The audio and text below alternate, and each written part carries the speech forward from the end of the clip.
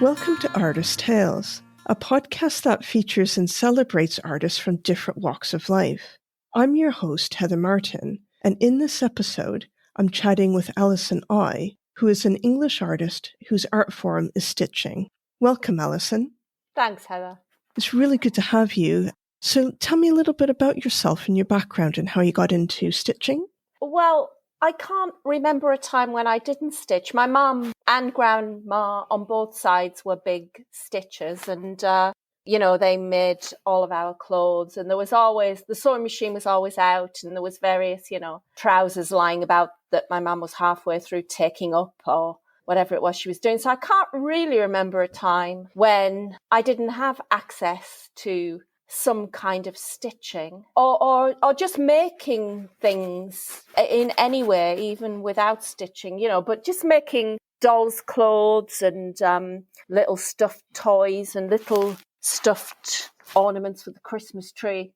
I don't know when I started it, but I can't think of a single time in my life, and I'm 58, when I wasn't stitching something. So it sounds like it's been going on for quite some time, and there's that family aspect as well. And, probably in sort of human memory, sewing and making clothes and that whole industry around, making clothes and things isn't that distant. It's kind of a generation or two going back. Yeah, I mean, it's had a bit of a resurgence, hasn't it, with the sewing bee and what have you, making clothes. But when I was a child, all of our clothes were made, and it wasn't for the love of it at all. Although you wouldn't have known that looking at my mum's things, because they were so beautifully, beautifully made and not rushed at all. Maybe she did love doing it, but she didn't give that impression. It was always kind of a chore. But the end result didn't look like a chore. It looked like a labour of love. But they weren't done, like I say, for the love of it. They were done because in those days it was really much cheaper to make clothes than it was to buy clothes. Like I remember if we bought a particular item of clothing in Marks and Spencer's, say, I mean, it was really expensive. But it lasted, it was like a winter coat or something, although my mum did make winter coats as well. But say on the rare occasion we had a winter coat from Marks and Spencer's, it was like a lot of money, but it was right to be a lot of money. It cost money to produce the wool and, the sheep farmers and all the other different people that went into making that coat.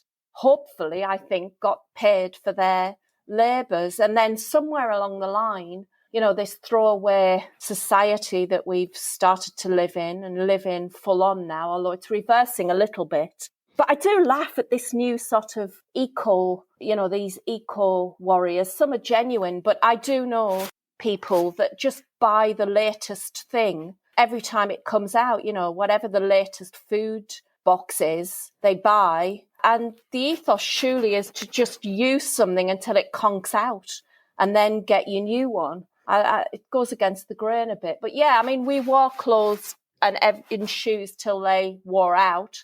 And then my mum would make another one. But now, you can buy like a dress in Primark for a quarter of the price it would cost you for the fabric. So people now make clothes like for the love of it, but it's not for people who aren't well off anymore. People who, in my day, when I was young, the people who made clothes then were the not well off people. People who make clothes now, you have to be reasonably well off to buy the fabric. People who aren't well off would maybe buy something from Primark or from charity. I mean, all of my children, I've only got two, all of the clothes that I bought for my children when they were little were all from charity shops, because I would have liked to have made clothes for them. But again, it was just cheaper to buy from charity shops, and time, you've got to have time to sew things. So in terms of, your stitching creatively, so you've been sewing, or you've been kind of over a number of years kind of sewing and involved with that. But I've seen your artwork, and maybe you can just tell the listener a little bit about what you do artistically, because you're not really making clothes, to be fair. You're not making things in that sense. Yes. But maybe you could just describe, kind of talk about, what you do, like how that has then moved into doing something more creative. Yes, I can see how people are imagining me with my own fashion brand. Yeah. Well, you never know. You could be the Yeah, next, yeah, yeah, yeah.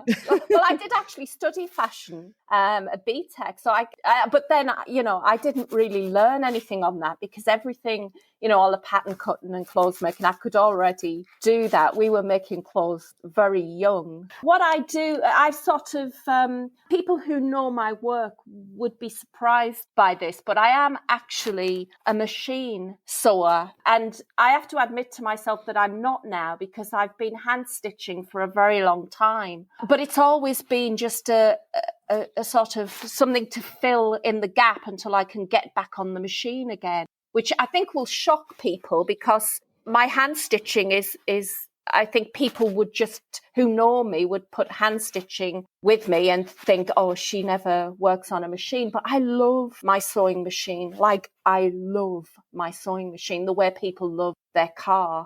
I've only ever had 3 sewing machines. Again, once one conks out, get a new one. But I've always aspired to having a Bernina, but could never get one. They're quite expensive. Well, actually, it was £365 because my friend Kathy said, oh, £1 for every day of the year. And then it didn't seem so expensive. But I got my first sewing machine when I was 12. And then somewhere along the line, that conked out and I got another one. And now I've got Bernina, which I would love to get back on. But to be on a Bernina or on a sewing machine, you need to be at home. And this is where the hand stitching comes in and my work with the hand stitching, in that because I work full time and I don't have a studio, I've adapted my artwork to fit in to start with my commute. I don't really commute now. And so the hand stitching started because it was something I could do on the train. And so what I do is I sew small bits and bobs and then put them together. But what I want to say actually is I sew newspaper. But as I'm saying that, then I'm very aware that even that is something I can't do on a commute. It's too delicate. So I started sewing fabric, believe it or not. Just to be sewing something on the commute. And it became that I was just sewing bits and bobs and recording events that were happening in little tiny sections. And then eventually joining them all together to make something big. And that's the essence of my work, is to take the small pockets of time that I have and make small, tiny things. And eventually those small pockets of time will end up as a big amount of time, and those small pieces of work will be joined together and end up a big piece of work. And it can sometimes take me 2 or 3 years to finish a piece of work, partly because it's quite intricate and small and hand stitched, and partly because I just have these small pockets of time in which to work. And so that's one aspect. And the newspaper aspect, stitching the newspaper, is along the same principles, except that I can only do this at home because stitching newspaper is extremely, extremely delicate thing to do. And people say, oh, why does this not rip? And I think, well, it does rip. That's my 15th attempt at that particular. It rips all the time. And so I have to be sitting at home quite still to do it. And so the newspaper side of my work, which I love, is a much, much slower practice because it's something I can't carry around with me. And that, again, follows the same principle of doing a tiny, weeny bit every day if I can, maybe 15 minutes a day sewing some newspaper. And then eventually, hopefully, at the end of the year, I have something to show for it. And this is something that I've been working on since 2014, which is where I get the free paper, the Metro usually, on the way to work. And for the entire year, every day I cut out a face from the newspaper. And so all I stitch that day is one single face, sometimes quite tiny face, depending on what I cut out. And then at the end of the year, it's sort of a record of the year. It's a face each day for the whole year. And I've been doing that since 2015. So I rarely finish. I mean, I've barely gone into double figures, I think, with my work because it takes so long to make. But I think essentially what I do is document things that are happening around me, either in my house, in my street, in my town, in my city, or in the country or in the world in various degrees. Some of it's very personal and some of it isn't at all personal. It applies to us all as humans. And that, I find your work really quite interesting. And now that I understand kind of the process you go through, it makes even more sense in terms of looking at it. The thing that really strikes me, and I have to say it's how I describe it or how I kind of perceive it anyway. It's kind of almost like a combination of a kind of a collage, but in a, like a collage narrative, but in a, I don't want to say, I don't know if like, quilting blanket, because I know a lot of people, quilting is actually quite different, but it's kind of mashing up some of these styles of kind of that narrative of what's going on in the world. And I guess probably influenced by your own kind of lived experience and narrative, what you're kind of going through. But it's almost that kind of taking bits of information, which I think we're, as human beings, we kind of do that anyway on one level. But, just as you're talking, but also just thinking about your work, that's what makes me think of, or that's kind of how I perceive it. And I'm just wondering kind of what other feedback, people who have seen your work, like what kind of reaction you get? It's never what people are expecting, because I never know what to say when people say, what's your work? What do you do? And then if you say stitching, they assume a certain thing, as you would. And then if I say I make collage, which I do, depending on what mood I'm in, I say I'm a collage artist, because it is collage. But again, it's not what the person is expecting. But generally, I just sort of get my phone out if people persist and show them. But it's never what they're expecting. But even on my phone, really, it's something that you have to see, I think. It's really hard to describe it. And photographs, I don't think photographs do anybody's, maybe 80% of people's work, photographs don't do justice to. And the other 20%, photographs improve it. And with mine, photographs don't do justice to my work. Apart from anything else, if I try to sort of do it, the stitching is very, very tiny. And if you sort of close up on the stitching to show the stitching, because it's a newspaper, then the whole face goes like pixelated because it's not a good quality newspaper print. And so then it just looks like a very badly done print. But I'm not very good at photography, so, there's an element of that too. But I'm basically making collage by stitching newspaper to cloth. And I think, it's really interesting that you described that, because I think I was kind of perceiving that as your artwork as that as well. But I think in terms of taking pictures of it, I think you're right in the sense that some work, and it's very difficult to kind of capture it, the essence of, I said the essence of it, to kind of capture it properly, in the sense that, what you're working on and what you're creating is actually quite tactile. And so seeing it, I'd say in person or seeing it for real is a very different experience than to seeing it as an image, because it's something to me that you do need to see, as I say in person, but, in for real rather than a picture. Yes, no, I completely agree. And I do find it hard to describe because, people, textile arts come a long, long way. I don't even know if I'm a textile. Because I stitch paper to cloth, I go into the textile bracket, but I entered an open call recently where I can't remember exactly the percentage, but it said in order to qualify for this, I don't know, let's say 70%. I don't know what it was, but it said something like 70% of the work must be stitched. And I looked and I thought, well, I don't think 70% of my work is stitched. And so I didn't know where I entered, but I don't know whether I actually fit the bill. So I don't, it's a small percentage of my work is stitching, really. It's mainly image that I've cut from somewhere else. Another big part of my work that I didn't mention is recording.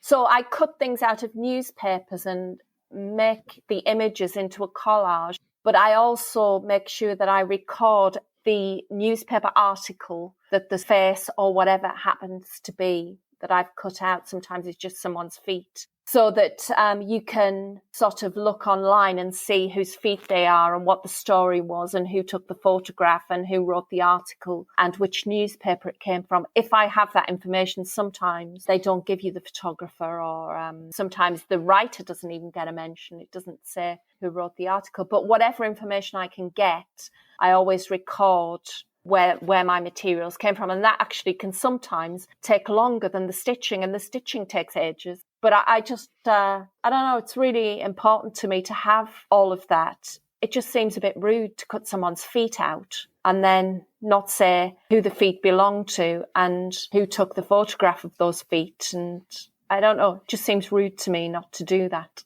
And it kind of gives context to the image that you're actually incorporating. Yes. But as you're talking, the word that comes to me is multidisciplinary. Yes. In the sense that, and I think this is probably quite common in the arts or, artistic people, where I think often society pigeonholes people in terms of, you do this or you do that, you're a photographer, you're a stitcher, you're a graphic artist, or, something else, where I think often it's much more that the edges are much more frayed or much more blended. And what you're describing actually, particularly now I'm doing this podcast and I'm speaking to other artists, I might know them for one thing, but they're actually involved. They do other things as well. And so I think it's very hard to just be one thing if you're an artist. And, I would describe myself as a photographer, but I also podcast, and I've gotten into sound recordings, ambient sound recordings. So I might be known for one thing or one or two things, but I'm finding as I'm doing different things that they kind of blend a little bit together, or I'm kind of exploring different things. And that's kind of what I'm hearing from you. And always, because in everything, sort of one thing leads to another, doesn't it? You read a book and that leads to about 5 other books that are mentioned during that book, even in fiction, and then those lead to other things. And I don't know, you're making something and you have some offcuts and they lead to something else, or you find something in the street and that leads to something else. And it's sometimes I think we sort of pigeonhole ourselves. It's good to just sort of go with the flow. Indeed. And I think, what you're talking about is kind of the things that influence you. And it can be, like you say, it can be a book, it can be something that you see in a gallery, or it can be an offcut, or it can be something. And I'm frequently going to an art gallery, and often what it is, and it's not necessarily to see photography stuff, although because that's, that is my main interest, or that's what I do artistically predominantly. But I'll go and see almost anything, and it is getting those ideas. It's kind of sparking something. And sometimes even the things that perhaps don't land or I'm not quite engaging with or connecting with, I'm like, that's fine. It's well worth the money going to see that, or, if it's paid, or, well worth seeing if it's free or whatever. Because sometimes it's kind of seeing things that perhaps you're not as into or may not like as well or don't connect with, but figuring out why. And that can be equally as important to, as seeing something that you really engage with and really inspires you in a particular way. Things that you don't like, it's actually, yeah, but why is it? And I find that equally important. And I don't know if you've experienced a similar sort of thing. Yeah, and particularly with visiting art galleries, really, and that I generally now mainly only go to free things. And the past few years, to go back, I worked for 12 years in the portrait gallery up until COVID, when, for people who don't know, the portrait gallery closed, as did all the museums and art galleries during COVID. But the portrait gallery was due to close about 2 months later for a 5-year refurbishment. And so our contracts were up then. So I haven't worked in the portrait gallery since just before COVID. But the perk of the job, and I wasn't sort of high up curator, I was either on the ticket desk to start with, or, wandering around the rooms, just guiding people and answering questions and, making sure people didn't touch things, that kind of thing. But the perk was that the portrait gallery, along with most other huge London museums and galleries, they had this thing called the reciprocal agreement, in which I could just show my portrait gallery pass to the Tate, the Hayward, and Kew Gardens. There was all kinds of places all over the country. And you couldn't go in the first 2 weeks of a show or the last 2 weeks of a show, but you could go and just see anything. And I really did. I went to see everything, stuff that I would never, ever have paid for. And some of the things I saw, they were just brilliant. And I didn't think, oh, this is something I wouldn't have definitely have paid to see. Turned out to be fantastic and led to a whole load of things. So there's definitely a benefit in seeing things that you wouldn't normally see. And so people are really missing out. I mean, it's financial purely because you just can't go to see everything.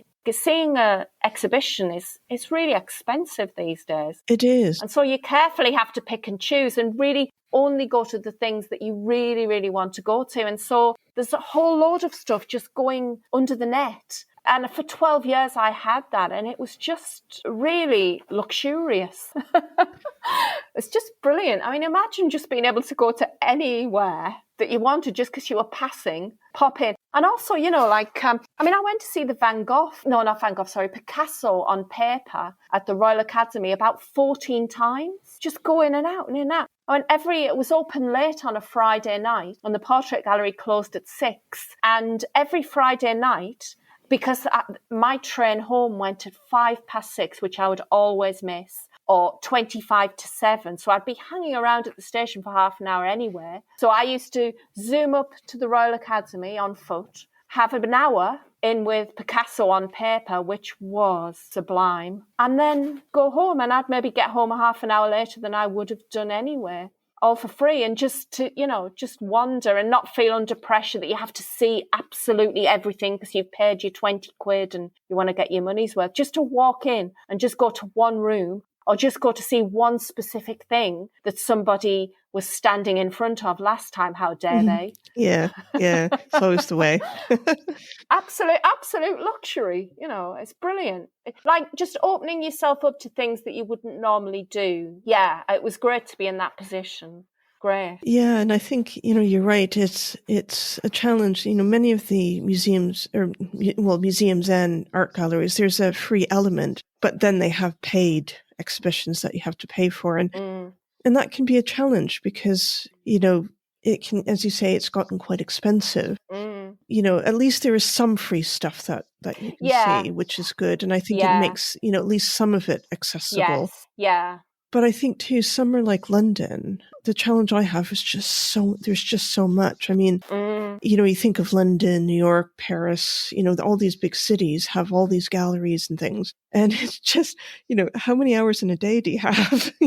I know. But you can, I'm really savvy now I do see a lot of free stuff, which because I was in this privileged position before, I didn't I went to the paying, because, a lot of these things in the paying exhibitions have come from all over the world, and it's the only chance you'll get to see. Like the Van Gogh exhibition at the National Gallery, they've brought stuff from all over the world there that only be here for the duration of the show probably. But because I'm missing a lot of the paying things now, I really try to see all of the free stuff. And one thing that I've started doing that I was too scared to do previously because it's so intimidating is to go to galleries like Hauser and Wirth and the galleries on Cork Street and around the Mayfair area. And, you walk in and you feel really out of place. And, walk in, I say, it takes you 10 hours to find the door. They disguise the door so that it's just all this one big pane of glass and you're thinking, how do I get in? But I've thought, no, I'm going to do this. And a couple of years ago, I started doing that. And there's some great exhibitions on in these places. And they're all free. And obviously they want people to go in and buy things. But there's also people like me who just go to look at the art. And you can see some great things if you do your research, all for free. And also the advantage of these places, apart from, sometimes they look at you like, a bit snooty.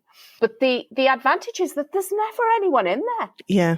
You're lucky if there's one other person in there And you've got the whole place to yourself, apart from the security guard. And I've seen some great stuff and nice toilets. True. Yes. The other thing I quite like, or I'm into as well, is, either like artist open house type Yes. schemes. You get them in certain parts of London, or elsewhere. Because I've also been to one in, I think, Southeast Kent or in East Kent. I'm thinking like Whitstable Way, Canterbury. They have one, I think, in October. Or even in my bit of South London, there's like an art trail each year. And the thing I like about that is, A, it's free. B, it's free as in to go look at stuff. Yes. Many of the artists are selling as well if you choose to sell. But it's kind of seeing very local art. It's seeing like local art in terms of local artists. Yeah. It's supporting local artists. It's supporting, I'm just thinking, if it's an art trail, sometimes it's in businesses, so you're supporting local businesses. But I like that because it's a bit of a community feel. And it's, you're right in terms of some of these established galleries in like Mayfair and these more luxurious places. But there's also in some areas that perhaps are not as affluent or not as, well off as some areas of London. You get sort of these art trails and artists that are involved in these initiatives. And it's really interesting to see what people are doing and what they're up to. Yeah. And again, it's seeing people's art and different things, and it's accessible as well. Yeah. Well, they are even better, I think. I mean, those sort of Mayfair galleries, what's good about them is you can go in and see like Tracy Emin's work, But the local trails and things, and South London, there's loads of them in South London. And they are absolutely brilliant. There's one in Dulwich that my friend Henny and Gina always take part in, and I always go to that one. Can't remember what, I think it's called the East Dulwich Art Trail. But there's hundreds and hundreds of people involved in that.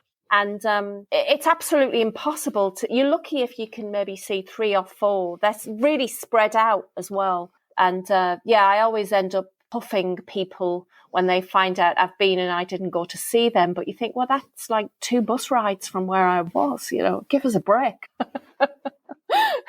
Yeah. But they are, I mean, they're brilliant. They are.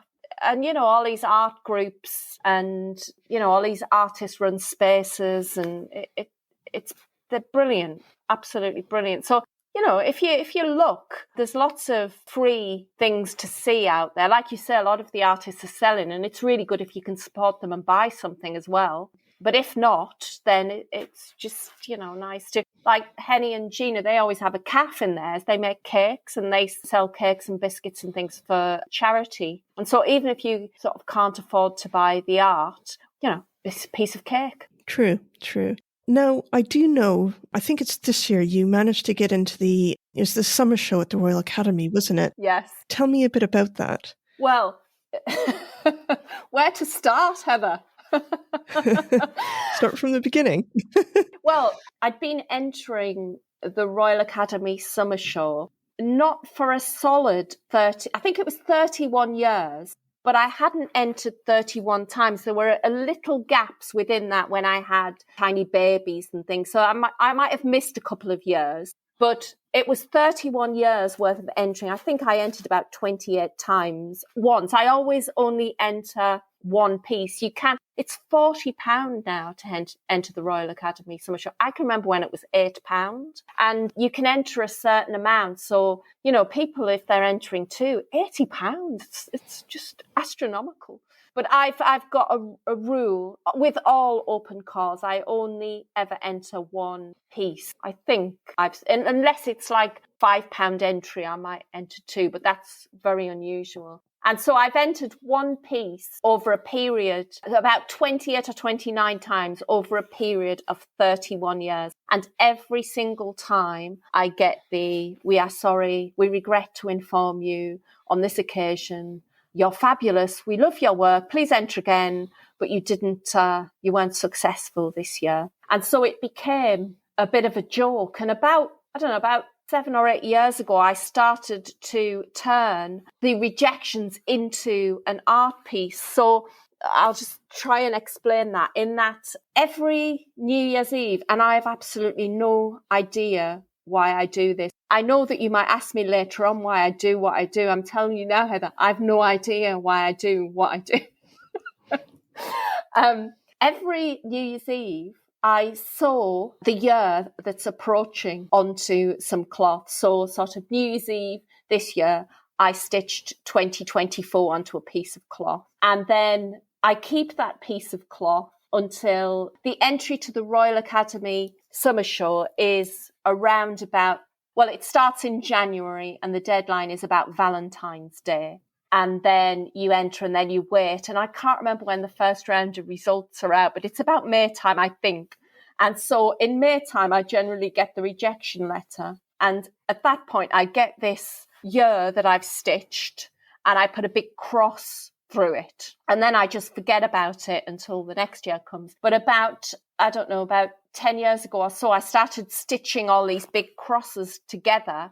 And then I went back to my first, I thought, well, I'm going to make this into a big piece and stitch every year that I've entered and put a cross through it. So 1993 was the first year I entered. So I did that. And then I just put a load of crosses through all of my rejections. And then in 2022, so if you imagine a big square and it's got all of these years all over it with big crosses, and then in the bottom right-hand corner, I've now got 2022 stitched with no cross through it yet. So I enter that for the 2022 Royal Academy Summer Show. And that gets rejected too. So I put a cross through that. But during all of my rejections, which in the latter years I'd been recording on Instagram, like, you know, how everyone goes on there saying, woohoo, I got accepted. And then mine was always rejected again and this big cross through. This guy called Luke McMahon got in touch with me from the BBC and he found me on Instagram and he telephoned me. Well, he emailed first and said, could I call you? And then he telephoned me and said, would I be interested in a documentary they were making about the summer show and the following artists through the process of entering and everything. And this was before I'd been rejected. So this was at the beginning of the year when I'd entered. This was the 2022 one where I'd actually entered a piece about being rejected. And so at the time when the documentary was being made, and I didn't want to do it at all. And I forced myself out of my comfort zone and did it. And I'm so pleased I did. It was a great experience. But at the point of filming, they came to the house and they filmed me a little bit. And we didn't know at this point whether I was going to be accepted or not. And at the time, he was going around the country visiting, I think, about 30 or 40 artists. There were a lot of artists. And they kept saying, you may not be in the documentary. We can't put everyone in. We have to say that. And so fair enough. So they were going around filming people who I assume he'd also found on Instagram and following them, you know, in their studios and stuff. And then when it came to the day of, they were, when the email came, because it used to be an actual letter, but it's an email now. And so when the email came, they were then going around filming all these artists they'd selected, getting there. Oh, I've been accepted or I've been rejected. And so the email came usually comes midday. And so they said to me, could you not open it until we get there?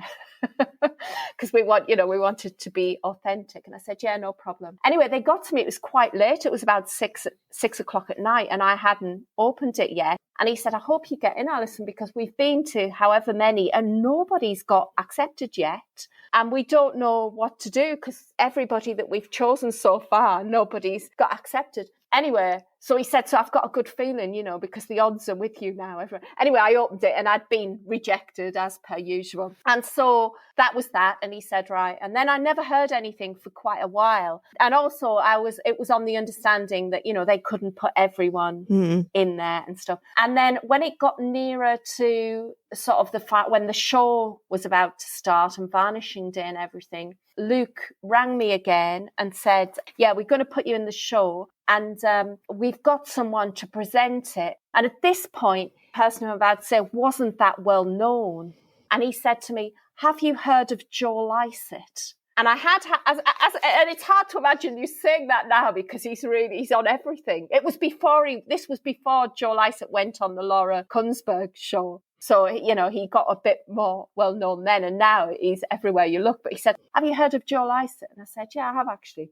And he said, well, he's going to present the show, and he would, whether this is actually true, But the way Luke relayed it to me was this was Joe Lycett's idea. He said, Joe would really like to smuggle your work in to the Royal Academy and maybe pin it up somewhere. And he said, is there any way you can sort of make it so it can be attached to anything? So I said, yeah, I can put Velcro on it, or I can, I put safety pin. I gave them two options. They could either safety pin it to something, or I put Velcro along the back of it. And then it was the kind of Velcro that sticks. I stitched it, but the other side could stick to something. So I was in the program. It was really funny. They did a lovely job. And Joe Lycett took my work in on varnishing day and Velcroed it to the buffet table. And it stayed there. For that was just perfect. And so that was that. And then in 2023, I entered again, and everybody was saying, oh, this is your year now after last year, rejected again. And then this year, I finally got accepted to the summer show, and it felt really weird. Yeah, so it was really nice. I enjoyed it. And also it led to so many other things. There was a journalist from The Observer who'd been following me on Instagram and said, she rang me, or she emailed first, and then she said, can I interview you for an article, which I imagine would just be a small article. And it was like a full page spread in The Observer about me finally getting into the summer show. And we talked. It was all completely off the cuff. It was all done in about 3 days. And people said, oh, do you know someone in The Observer? And I was like, no. She just found me on Instagram. I know no one, is this. I don't know anyone with any connections whatsoever. She rang me on the Wednesday. She emailed me on the Wednesday, and I was at work, and I got it about 5:30, and it just simply said who she was I interested in being interviewed for an Observer article. So I replied on the Wednesday evening saying, yes, when's good? And she said, could I ring you tomorrow? And I said, well, I'm at work tomorrow. It is 5:00, or I can't remember anyway, but it was the next day that she interviewed me on the telephone. I talked total drivel for about an hour and a half on the telephone. I couldn't remember a thing I said once I put the phone down. And she said, oh, it'll be in The Observer. I was thinking weeks ahead.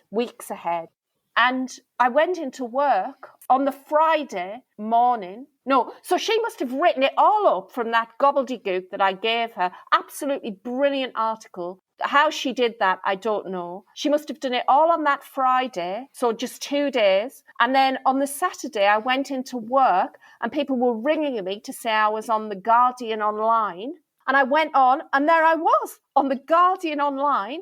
And then the next day, it was in The Observer. Wow. And it was all just in like a 4-day. It was amazing. And it was a lovely article. How she did that from the rubbish that I fed her, I don't know. Alison, you don't speak rubbish, I have to say. Well, that's sounds like quite the experience. Yeah, it was great. So my last question that I ask pretty much everyone is, what's next? Do you have any upcoming plans or projects in the pipeline? Not really. I'm a member of the 62 group, which is a group of textile artists. And I just became a member last year. And I'm really, really pleased with this. They're brilliant. And I'm so thrilled to be part of the group. And so I imagine that there will be exhibitions around that in the coming year. And I'm also a member of Art Can. And I imagine there'll be exhibitions with that I may have the opportunity to be part of. But I don't know yet. I'm also going to be part of an exhibition in the Barbican Library in 2025. That's for the entire month of August. There's me and one other artist, and I don't know who the other artist is. So that's quite exciting. The librarian there has put me with someone, and I don't know who they are. So I'm quite excited to find out who they are. But yeah, apart from that, no, I mean, generally things for me aren't planned that far ahead anyway. I think I can get incredibly nervous with too much warning ahead of things. It's best to do things off the cuff, I think, from my point of view. Fair enough. And that's, it sounds like you do have, a few things on the horizon, but as you say, It's kind of nice to be a bit more fluid in sort of your projects and things. So Anyway, it's been really lovely speaking with you. It's been really interesting. So thanks for being a guest on this podcast. Thank you for asking me, Heather. I've really enjoyed it. Thank you very much. And also completely out of my comfort zone. So thank you for that too. Thank you. Well, you've done brilliantly. So, I think you've done very well. So thank you. Thanks, Heather. I really appreciate you listening to this episode with Alison. I hope you enjoyed it. For more information about Alison, including her social media handles, check out the episode notes. I'd really appreciate it if you could also rate and review the podcast on the podcast apps. In the next episode, I have a really interesting conversation with two sisters, Sarah and Raquel Weinberg, who are visual artists focusing on watercolor, sculpture, and photography. I look forward to you joining me for the next episode.